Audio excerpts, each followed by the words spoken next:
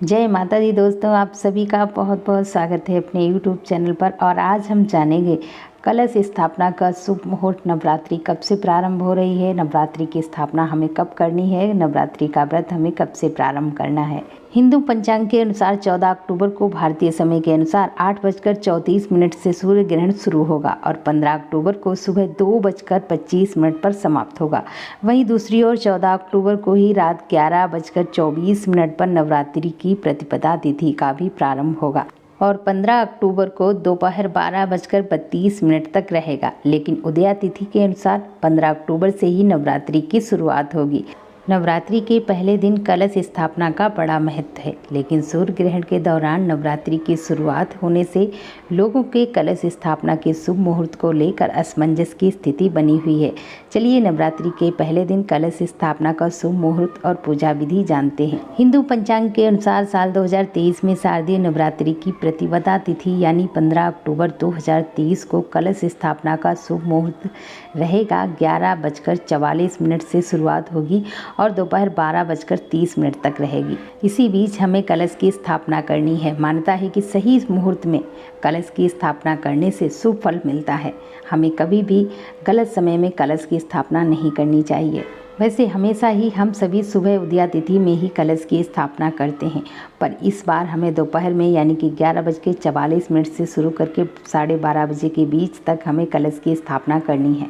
कलश स्थापना की पूजा सामग्री हमें चाहिए होगा हमें कलश, मौली, आम के पल्लव, रोली, सिक्का, गेहूँ, अक्षत। इसके अलावा आप बोने के लिए जो है ज्वार या सप्तधान आप अगर बोते हैं तो वो ले लीजिए। एक मिट्टी का बर्तन जौ बोने के लिए, गेहूँ, जल, कलावा, साफ एक कपड़ा आप ले लीजिए। साथ ही अखंड ज्योति प्रज्वलित करने के लिए दीपक, घी, रोली, चंदन, रुई बत्ती समेत सभी पूजन सामग्री आप एकत्रित कर लीजिए। चलिए अब जान लेते हैं कलश स्थापना की पूजा विधि। सबसे पहले घर के मंदिर को साफ करेंगे। अब एक छोटी चौकी पर लाल रंग का कपड़ा बिछाएंगे। इसके बाद माँ दुर्गा की प्रतिमा ईशान कोण में स्थापित करनी है। आपके पास विग्रह है तो आप विग्रह स्थापित कर सकते हैं।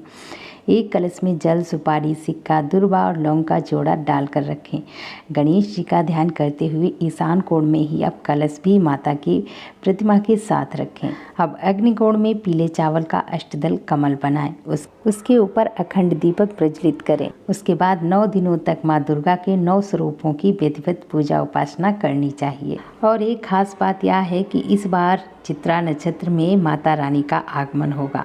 माता के भक्तों को खुशी के पिछले साल की तरह माँ दुर्गा इस बार भी हाथी यानी कि गज पर सवार होकर आ रही हैं। और कलश स्थापना के साथ साथ ज्वार बोने का और उगने का भी विशेष महत्व है। अगर ज्वारे अच्छे उगते हैं, हरे भरे उगते हैं, तो माना जाता है कि माता रानी का विशेष आशीर्वाद प्राप्त होता है। ज्वारे बोते टाइम पे आपको एक बात और ध्यान रखनी है कि आप उसमें माता लक्ष्मी का आगमन करने के लिए थोड़े से गेहूं के दाने अवश्य मिलाकर ही ज्वारे में बोएं। इससे माता लक्ष्मी की विशेष कृपा प्राप्त होती है और हमारे घर में धन धान्य की कमी कभी नहीं होती है। माता रानी का आशीर्वाद आप सभी भक्तों पर हमेशा बना रहे।